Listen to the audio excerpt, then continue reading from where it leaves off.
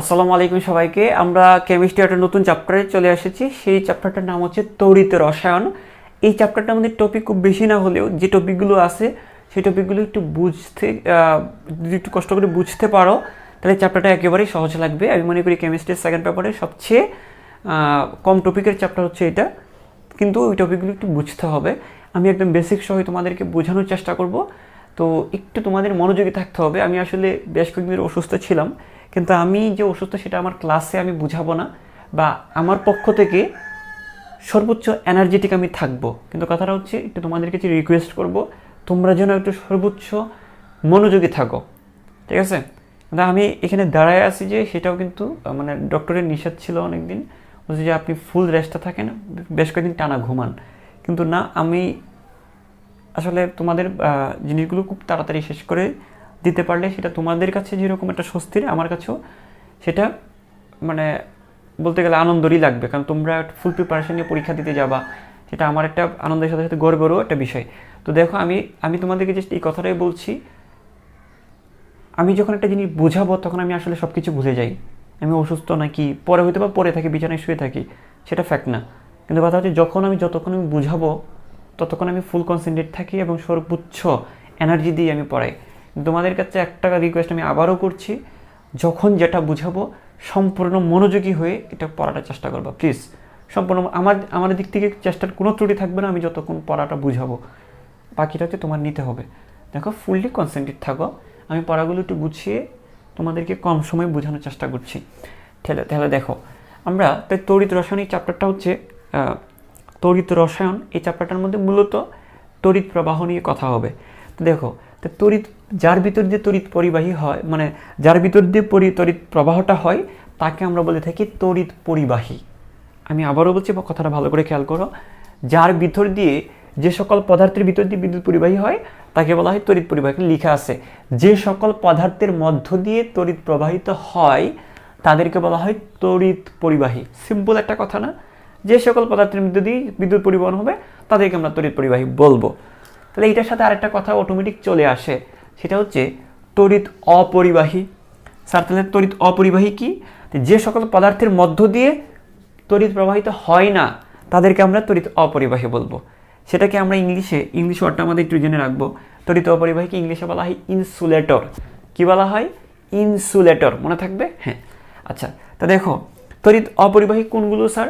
তড়িৎ অপরিবাহী হচ্ছে প্লাস্টিক এবং রাবার, এরা হচ্ছে তড়িৎ অপরিবাহী। যেমন আমার হাতে যে মার্কারের যে প্যাকেট বা ইয়াগুলো দেখতেছো, হ্যাঁ, মার্কারের যে কাভারিংগুলো, যে বা এই যে নলটা, এগুলো প্লাস্টিকের বা রাবারের তৈরি, এইগুলো হচ্ছে তড়িৎ অপরিবাহী। ঠিক আছে, প্লাস্টিক, রাবার, এগুলো তড়িৎ অপরিবাহী।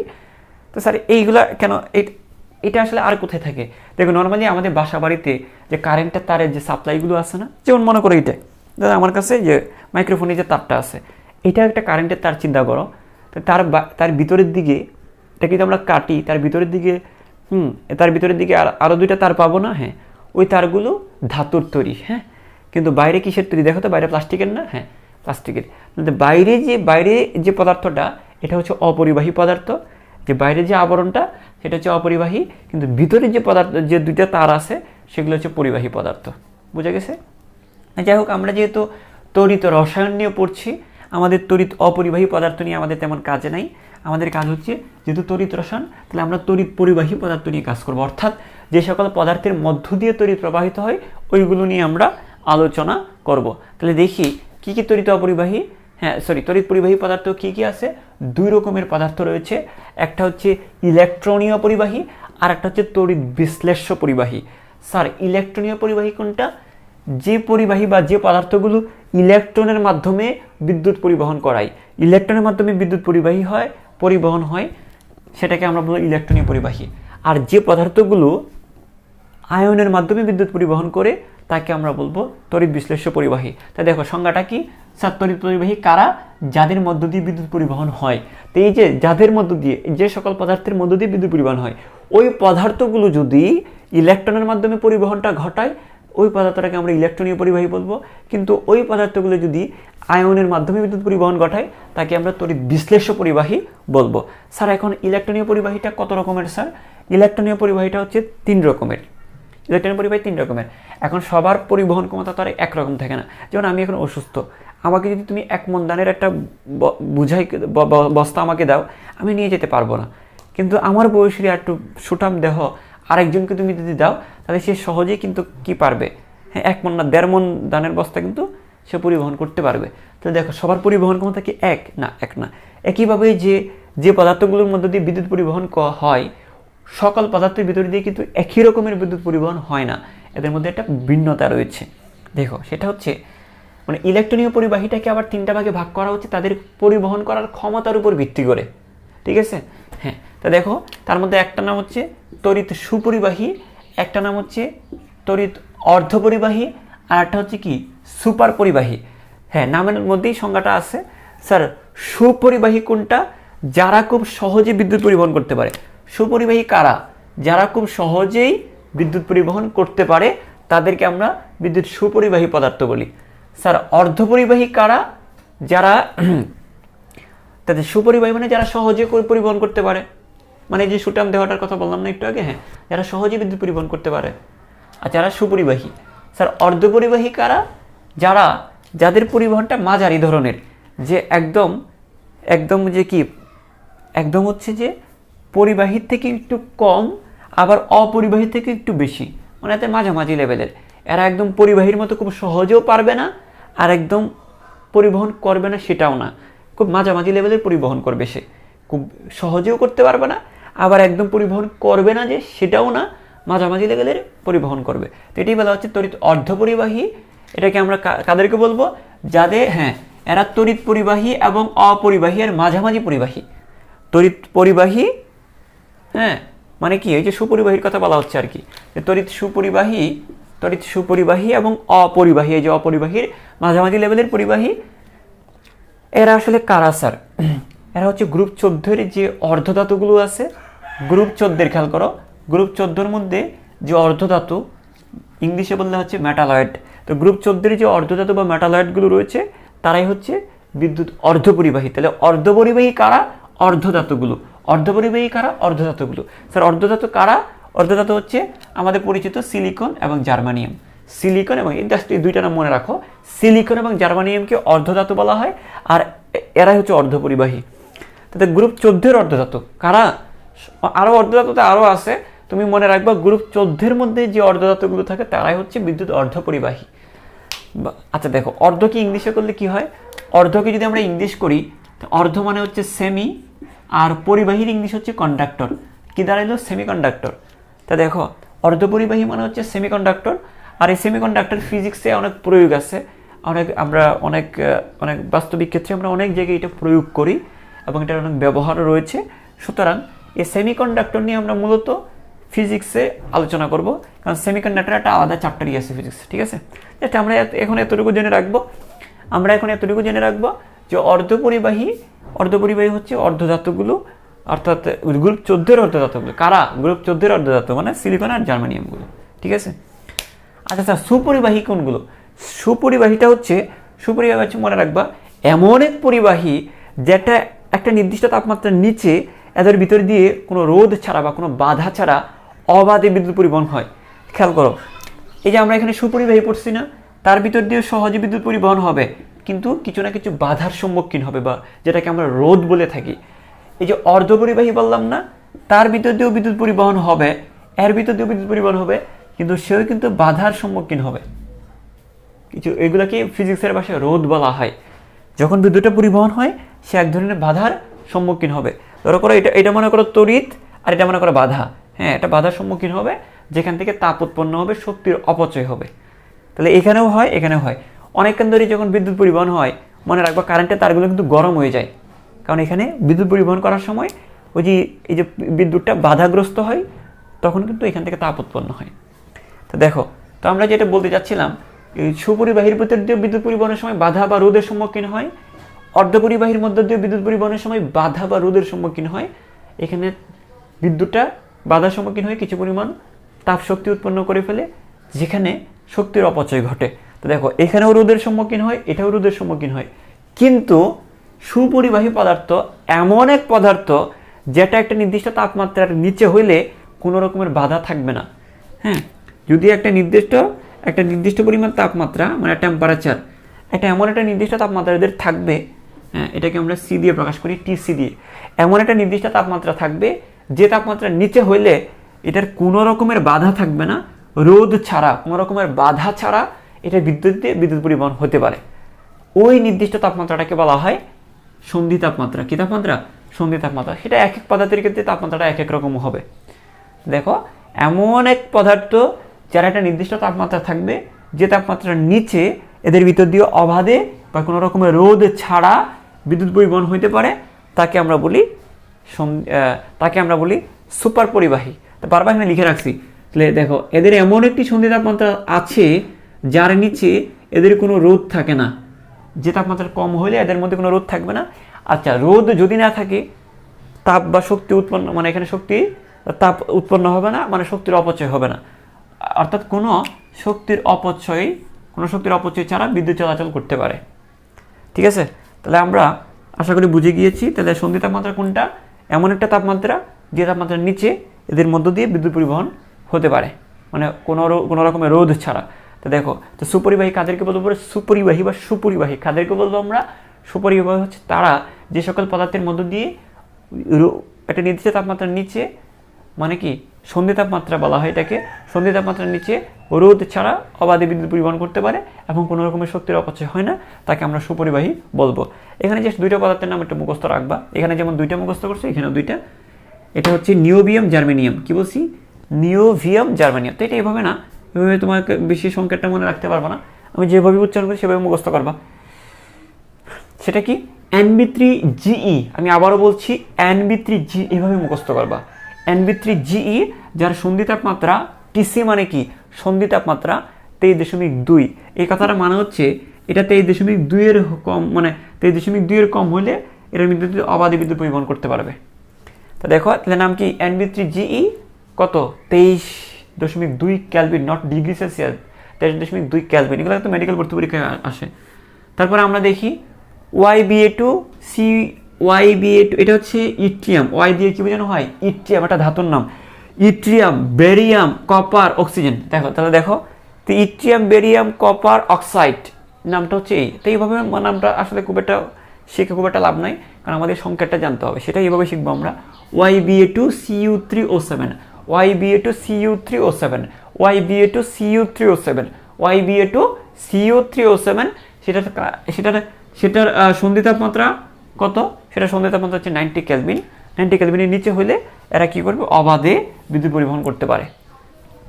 আচ্ছা, এইগুলো আমরা তাহলে কি পড়লাম এখন? ইলেকট্রনের মাধ্যমে বিদ্যুৎ পরিবহন হয় এই 3 ধরনের পদার্থ দিয়ে। ইলেকট্রনের মাধ্যমে পরিবহন হয়, তাদেরকে বলবো আমরা ইলেকট্রনীয় পরিবাহী। ক্ষমতার উপর ভিত্তি করে 3 রকমের। সুপরিবাহী মানে সহজে পরিবহন করতে পারে, অর্ধপরিবাহী মানে কি মাঝামাঝি লেভেলের পরিবহন করে, আর সুপার পরিবাহী মানে কি খুব সহজ, মানে এটা নির্দিষ্ট তাপমাত্রার নিচে এরা অবাধে বিদ্যুৎ পরিবহন করতে পারে। এরা হচ্ছে সুপার পরিবাহী বা সুপার পরিবাহী। তাহলে দেখো, এখন আমরা চলে আসি তড়িৎ বিশ্লেষ্য পরিবাহী কারা। এরা মূলত আয়নের মাধ্যমে বিদ্যুৎ পরিবহন করে। যেমন তোমাদেরকে একটা উদাহরণ দিই। মনে করো সোডিয়াম ক্লোরাইড আছে। এই যে সোডিয়াম ক্লোরাইডে কয়টা আয়ন আছে? 2টা আয়ন, ক্যাটায়ন এবং অ্যানায়ন। দেখো, এখান থেকে 2টা আয়ন আমরা পাচ্ছি, একটা সোডিয়াম প্লাস ক্যাটায়ন, একটা Cl মাইনাস অ্যানায়ন। তো এই 2টা আয়ন দিয়ে এরা বিদ্যুৎটা পরিবহন করতে পারে। তাহলে আমরা এখান থেকে কি বুঝলাম? যেহেতু একটা পদার্থ 2টা আয়নে ভেঙে গিয়ে ওই আয়নগুলোর সাহায্যে বিদ্যুৎ পরিবহন হচ্ছে, সুতরাং নিশ্চয়ই এরা হচ্ছে তড়িৎ বিশ্লেষ্য পরিবাহী। কেন বিশ্লেষ্য কেন? কারণ তারা কিন্তু বিশ্লিষ্ট হয়ে যাচ্ছে। বিশ্লেষণ মানে কি? ভেঙে যাওয়া না? তাহলে একটা পদার্থ 2টা আয়নে ভেঙে গিয়ে বিদ্যুৎ পরিবহন করতেছে। তো বিশ্লেষ্য পরিবাহী মানে কি? 2টা আয়নে ভেঙে গিয়ে বিশ্লেষণ করতেছে। এটা দিয়ে মনে রাখবো আমরা, এটা তড়িৎ বিশ্লেষ্য পরিবাহী। বোঝাই যাচ্ছে তড়িৎ বিশ্লেষ্যগুলো ভেঙে গিয়ে কি তৈরি করবে? আয়ন তৈরি করবে। ওই আয়নের সাহায্যে এরা বিদ্যুৎ পরিবহন করবে। স্যার কীভাবে করবে? এগুলো দেখাবো আমরা আস্তে আস্তে সামনের ক্লাসগুলোতে দেখাবো। তাহলে খেয়াল করো, তড়িৎ বিশ্লেষ্য পরিবাহী কারা? যারা আয়নের মাধ্যমে বিদ্যুৎ পরিবহন করে। এখন কথা হচ্ছে, আয়নিত সব পদার্থ তো সমানভাবে আয়নিত হয় না। তাহলে দেখো, একটা জিনিস বুঝো, এখানে তড়িৎ বিশ্লেষ্য পরিবাহী মানে আয়নের মাধ্যমে হয়। তাহলে এখান থেকে আমরা কি বুঝতে পারি? একটা পদার্থ যত আয়নিত হবে সেটার তড়িৎ প্রবাহ বেশি হবে, কারণ আয়ন যত বেশি থাকবে তড়িৎ প্রবাহ তত বেশি হবে। তাহলে একটা পদার্থ যত বেশি আয়নিত হবে সেটা তত বেশি পরিবাহী হবে, যত কম আয়নিত হবে কম পরিবাহী হবে। দেখো, এই যে সোডিয়াম ক্লোরাইড, এই যে সোডিয়াম ক্লোরাইডটা খেয়াল করো, এই যে সোডিয়াম ক্লোরাইডটা দেখো, সোডিয়াম ক্লোরাইডটা কিন্তু সম্পূর্ণ আয়নিত হয়, মানে এখানে তুমি যদি 100টা সোডিয়াম ক্লোরাইড নাও, মোটামুটি 100টাই কী হয়ে যাবে, মোটামুটি 100-র কাছাকাছি আবার এই 100টাই ভেঙে যাবে, বা 100-র কাছাকাছি সবাই ভেঙে যায়, এ সম্পূর্ণ আয়নিত হয়। এদেরকে আমরা বলি সবল। আর কিছু আছে দুর্বল, মনে করো 100টা নিলাম, তার মধ্যে মনে করো 5টা বা 1টা বা 10টা ভাঙছে, এটাকে আমরা বলবো দুর্বল। হ্যাঁ, এখানে লিখা আছে। তাহলে আমরা সবল তড়িৎ বিশ্লেষণকে আমরা 3 ভাগে ভাগ করতে পারি, আয়নিত হওয়া না হওয়ার পিছনে, আয়নিত কী পরিমাণ হচ্ছে সেটার উপর ভিত্তি করে। তো দেখো, যদি সম্পূর্ণই আয়নিত হয়, মানে কত পার্সেন্ট, মানে 70 থেকে যদি 100% আয়নিত হয়, তখন সেটাকে আমরা বলবো সবল তড়িৎ বিশ্লেষ্য। আচ্ছা, যদি 1 থেকে 10% আয়নিত হয়, খেয়াল করো, 1 থেকে 10% আয়নিত হয়, তখন সেটাকে আমরা বলবো দুর্বল তড়িৎ বিশ্লেষ্য। আর তড়িৎ বিশ্লেষ্য কি, ধরো একটা পদার্থ নিলাম, সে আয়নিতই হইল না। আচ্ছা, যে একটা পদার্থ যদি আয়নিতই না হয়, তাহলে কি সেটা কি, তাকে আমরা বিশ্লেষ্য বলতে পারবো না, তখন সেটাকে আমরা বলবো তড়িৎ অবিশ্লেষ্য। ঠিক আছে? তো দেখো, একটা জিনিস খেয়াল করো, আমি তোমাদেরকে বলি, সেটা হচ্ছে, যেহেতু এইখানে বিদ্যুৎ পরিবহনটা মূলত আয়নের সাহায্যে হচ্ছে, তাহলে আয়ন যে যত বেশি আয়নিত হবে, সে তত বেশি বিদ্যুৎ পরিবহন করতে পারবে। তো যেটা 70 থেকে 100% আয়নিত হবে, সেটা বেশি বিদ্যুৎ পরিবহন করবে, সেটাকে আমরা বলি সবল তড়িৎ বিশ্লেষ্য। যেটা 1 থেকে 10% আয়নিত হবে, সেটা খুবই কম আয়নিত হচ্ছে, তাহলে সেটা বিদ্যুৎ পরিবহনও কম করবে, কারণ তার তো আয়ন কম, বিদ্যুৎ পরিবহনও কম হবে, সেটাকে আমরা দুর্বল তড়িৎ বিশ্লেষ্য বলবো। আর যেটা আয়নিতই হয় না একেবারে, সেটাকে তড়িৎ অবিশ্লেষ্য বলবো। ঠিক আছে? তো এখানে খেয়াল করো, এই যে এখানে দেখো, তো সবল তড়িৎ বিশ্লেষ্য। আচ্ছা, সবল তড়িৎ বিশ্লেষ্য কারা, একটু খেয়াল করো, বোঝার চেষ্টা করো। সবল তড়িৎ বিশ্লেষ্য হচ্ছে সবল অ্যাসিড, সবল ক্ষার আর কিছু লবণ। তো দেখো, সবল অ্যাসিড, সবল ক্ষার আর কিছু লবণ, এরা হচ্ছে কি সবল তড়িৎ বিশ্লেষ্য। তো সবল অ্যাসিড তুমি জানোই এখন, হ্যাঁ, সবল অ্যাসিড জানো। সবচেয়ে পরিচিত যে অ্যাসিডের কথা আমাদের মাথায় পড়ে, অ্যাসিডের কথা বলতে আমরা হাইড্রোক্লোরিক অ্যাসিডের কথা মনে পড়ে, আর সালফারিক অ্যাসিডের কথা। তোমাদের বইয়ে 2টা অ্যাসিডের নামই আছে, একটু মনে রাখবো, এই 2টা অ্যাসিড হচ্ছে সবল তড়িৎ বিশ্লেষ্য। আবার সবল ক্ষারের কথা বলতে গেলে প্রথম সোডিয়াম হাইড্রোক্সাইড, পটাশিয়াম হাইড্রোক্সাইডের কথা মনে পড়ে, তাই তো? এই 2টাই হচ্ছে কি সবল ক্ষার, এরা সবল তড়িৎ বিশ্লেষ্য। তারপরে সবল অ্যাসিড এবং সবল ক্ষার বিক্রিয়া করে কিছু লবণ তৈরি হয় না, সেটা কি, এই যে দেখো, এই যে HCl আর NaOH বিক্রিয়া করে কি হয়, সোডিয়াম ক্লোরাইড। এই যে লবণটা, এই লবণটাও কিন্তু এক ধরনের সবল তড়িৎ বিশ্লেষ্য। এই যে পটাশিয়াম হাইড্রোক্সাইড আর সোডিয়াম, এই যে HCl বিক্রিয়া করে সোডিয়াম পটাশিয়াম ক্লোরাইড হবে, এটাও একটা, এই লবণটাও সবল তড়িৎ বিশ্লেষ্য। তো দেখো, এইভাবে মনে রাখবো আমরা সবল তড়িৎ বিশ্লেষ্য কারা, সবল অ্যাসিড, সবল ক্ষার আর লবণ। ঠিক আছে? HCl, H2SO4, NaOH, KOH এবং এগুলো ছাড়াও আরও আছে, তোমাকে তো আমি বলেই দিছি সবল অ্যাসিড কারা কারা, আরও যেগুলো আছে এগুলোর কথা বলবা। তবে তোমাদের বইয়ে যেগুলো আছে উদাহরণ, এগুলোই আসবে পরীক্ষায় যদি আসে MCQতে। ঠিক আছে? আচ্ছা, তো এগুলো আমরা শিখে রাখবো। এখন আসি আমরা দুর্বল তড়িৎ বিশ্লেষ্য। স্যার, দুর্বল তড়িৎ বিশ্লেষ্য কারা হবে? ওই যে দুর্বল অ্যাসিড আর দুর্বল ক্ষার যারা, তারাই। দুর্বল অ্যাসিড এবং কি দুর্বল ক্ষারগুলাই হচ্ছে, দুর্বল অ্যাসিড এবং দুর্বল ক্ষারই হচ্ছে, হ্যাঁ, দুর্বল তড়িৎ বিশ্লেষ্য। যদি আমরা উদাহরণ দিই, দুর্বল অ্যাসিড কারা? দুর্বল অ্যাসিড হচ্ছে এই যে CH3COOH, এই যে এগুলো কি এক ধরনের জৈব অ্যাসিড না? হ্যাঁ, অর্গানিক কেমিস্ট্রিতে পড়ছো না? হ্যাঁ, এরা হচ্ছে জৈব অ্যাসিড। দেখো, এরা হচ্ছে কি অ্যাসিড? জৈব অ্যাসিড। তো দুর্বল অ্যাসিডগুলো হচ্ছে কারা? মূলত জৈব অ্যাসিড। যত জৈব অ্যাসিড আছে, এখানে আমি বইয়ে তোমাদের একটা উদাহরণ দিচ্ছে, কি মিথানোয়িক, ইথানোয়িক অ্যাসিড দিচ্ছে এখানে। Ethanoic, methanoic, propanoic, butanoic, pentanoic, যত অ্যাসিড আছে সব হচ্ছে জৈব অ্যাসিড এবং সব হচ্ছে দুর্বল অ্যাসিড। ঠিক আছে? আচ্ছা, আরেকটা দুর্বল অ্যাসিড এখানে তোমাদের বইয়ে দিচ্ছে, হাইড্রোজেন ফ্লোরাইড না, হাইড্রোফ্লোরিক অ্যাসিড। কি অ্যাসিড? এটাকে আমরা বলি হাইড্রোফ্লোরিক অ্যাসিড। এটা দেখো, হাইড্রোক্লোরিক অ্যাসিড একটি সবল অ্যাসিড, হাইড্রোফ্লোরিক অ্যাসিড দুর্বল অ্যাসিড। এটা তোমাদেরকে এমনিতে ইয়াতেও পড়াইছিলাম, যে রাসায়নিক পরিবর্তন চ্যাপ্টারটাতে। তা হাইড্রোফ্লোরিক অ্যাসিড একটি দুর্বল অ্যাসিড। এই দুর্বল অ্যাসিড এটা তাহলে কি, তাহলে দুর্বল তড়িৎ বিশ্লেষ্য। হ্যাঁ, জাস্ট এই 2টা উদাহরণই তোমাদের বই আছে, 2টা জিনিস মনে রাখবা। তারপরে তড়িৎ অবিশ্লেষ্য কারা? যারা একেবারেই বিদ্যুৎ পরিবহন হয় না, মানে একেবারে আয়নিত হয় না, একেবারে কি হয় না, আয়নিত হয় না, এরা কারা? এরা হচ্ছে কয়েকটা 3টা উদাহরণ। একটা হচ্ছে চিনির দ্রবণ। আমরা পানিতে চিনি মিশিয়ে খাই, চিনিটা কিন্তু আয়নিত হয় না, কারণ চিনি একটা সমযোজী যৌগ, এটা আয়নিত কীভাবে হবে? হ্যাঁ, C6H12O6 না, C6, চিনির সংকেত কি, C12H22O11 না, এটা না? তো এটা তো একটা আয়নিক, এটা তো একটা সমযোজী যৌগ। চিনি যেহেতু সমযোজী যৌগ, এটা আয়নিত সেভাবে হবে। নর্মালি এটা আয়নিত হয় না। চিনির দ্রবণ, এটা তড়িৎ অবিশ্লেষ্য।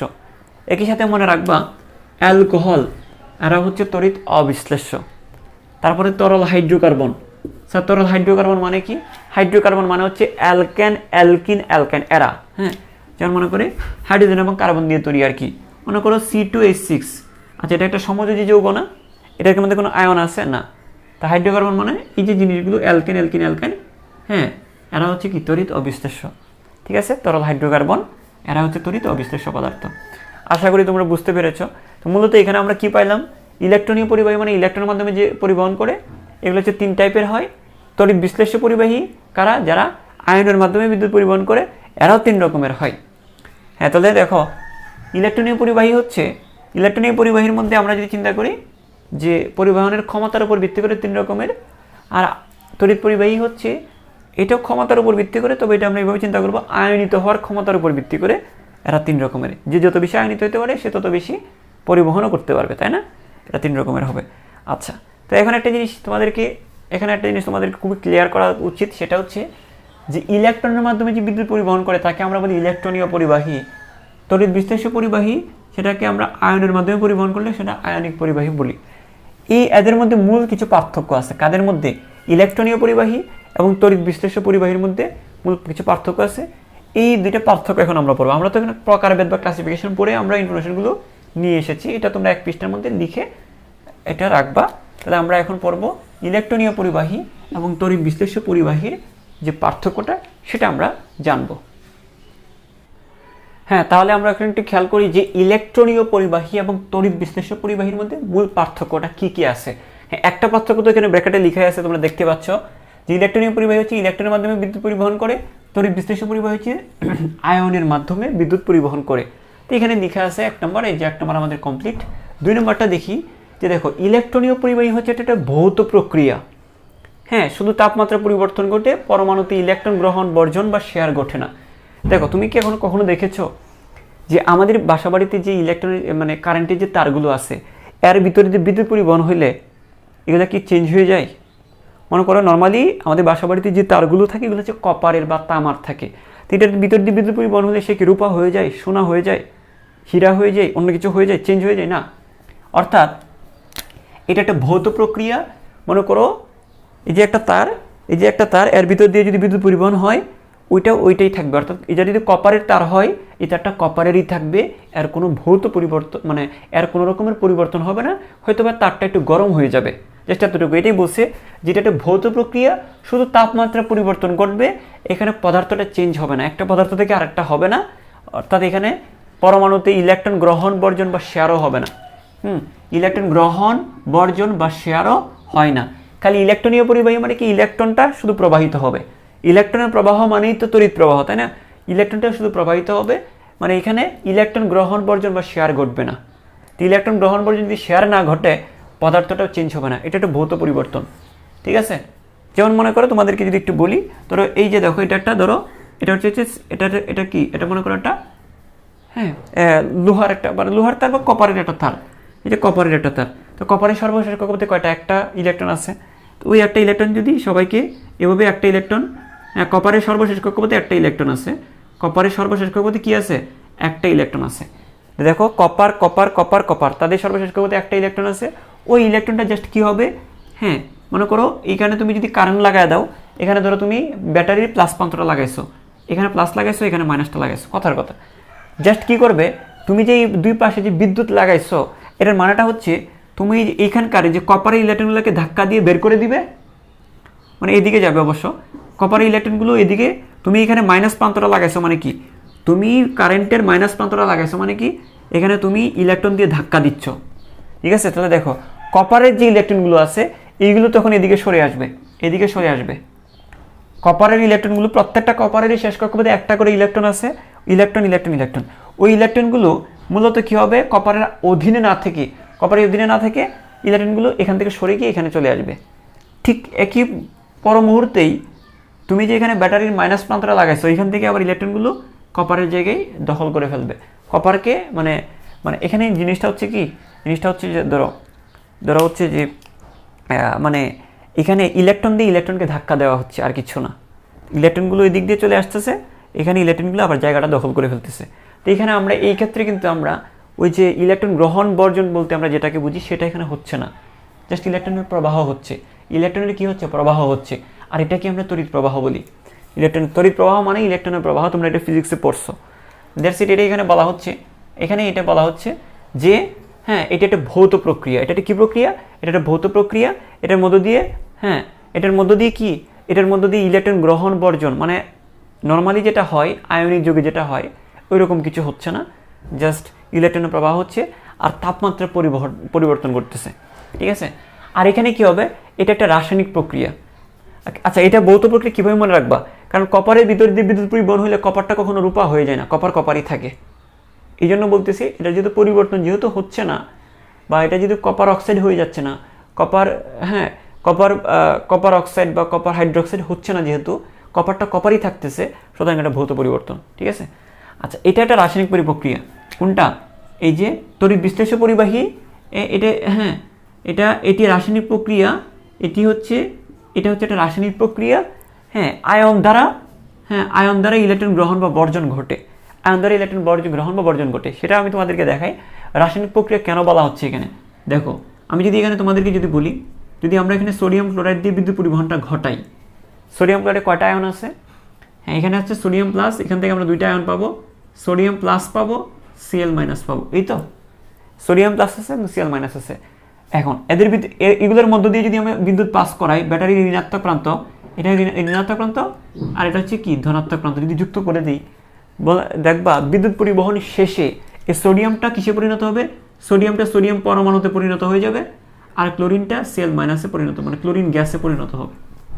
তাহলে এখানে কি পরিবর্তন হচ্ছে না? কেন হচ্ছে? কারণ এইখানে যে সোডিয়াম ক্লোরাইড থেকে যে সোডিয়াম প্লাস আয়নটা পাচ্ছি, এটা ইলেকট্রন গ্রহণ করে সোডিয়াম পরমাণুতে পরিণত হয়ে যায়। আর এখানে যে Cl মাইনাসটা পাচ্ছি, এখানে ইলেকট্রন ত্যাগ করে ক্লোরিন পরিণত হয়ে যাচ্ছে, ক্লোরিন গ্যাসে। তাহলে দেখো এরা যা ছিল তা কি এখন আছে? এরা প্রথমে কি ছিল? সোডিয়াম ক্লোরাইড, একটা লবণ ছিল। যখন এদের মধ্যে দিয়ে বিদ্যুৎ পরিবহন ঘটাবা, তখন সোডিয়াম আয়নটা হয়ে যাবে সোডিয়াম পরমাণু।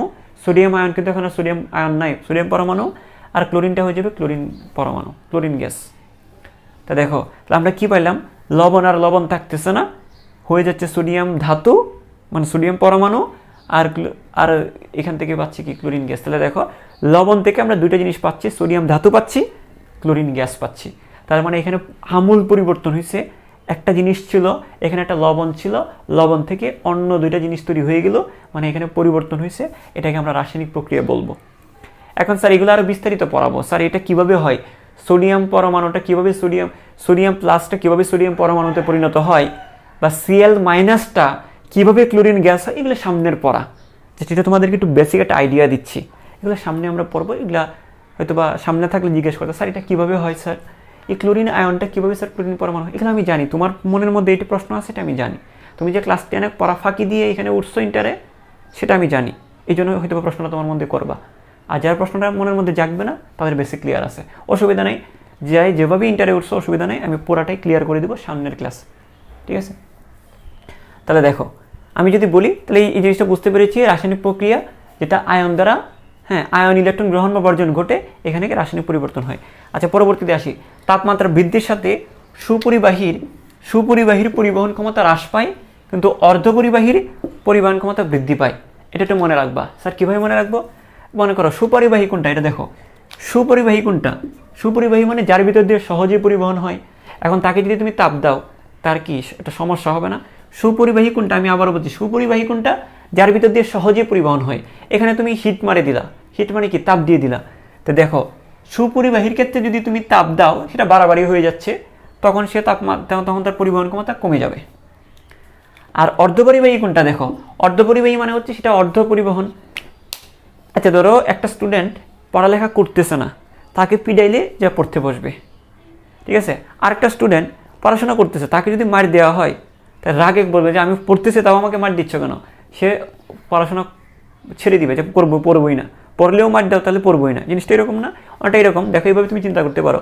সুপরিবাহী যেটা, তাকে যদি আবার তাপ দাও, তাহলে তার পরিবহন ক্ষমতা কমে যাবে। আর যেটা অর্ধপরিবাহী, একটু যারা পরিবহন করে, তাকেই যদি তাপ দাও, তাহলে তার পরিবহন ক্ষমতাটা বাড়বে।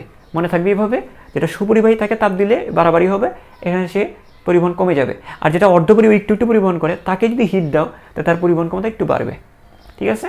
আচ্ছা, আর এই জায়গায় আসো যে তড়িৎ বিশ্লেষ্য পরিবাহীর ক্ষেত্রে মনে রাখবা তাপমাত্রা বৃদ্ধির সাথে সাথে পরিবহন ক্ষমতা বৃদ্ধি পায়। হ্যাঁ, এদেরও কি পরিবহন ক্ষমতা বৃদ্ধি পায়। স্যার কেন পরিবহন ক্ষমতা বৃদ্ধি পায়? কারণ আয়নগুলো এক জায়গা থেকে আরেক জায়গায় চলাচল করতে পারে।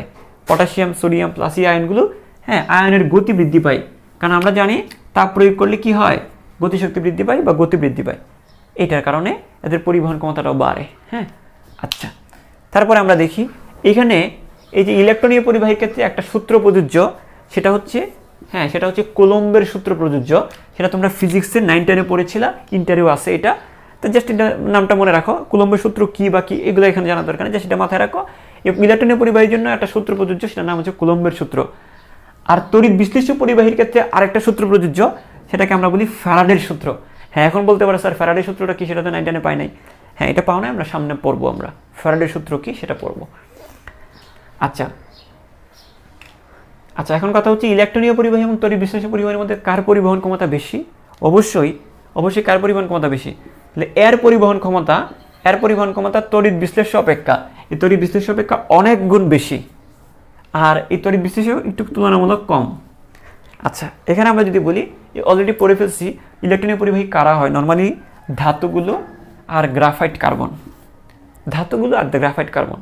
স্যার তড়িৎ বিশ্লেষ্য পরিবাহী কারা হয়? এরা তোমরা জানো, অ্যাসিড, ক্ষার, এগুলো মানে মোটামুটি এক কথায় বললে আয়নিক যৌগগুলো আর পোলার সমযোজী যৌগগুলো।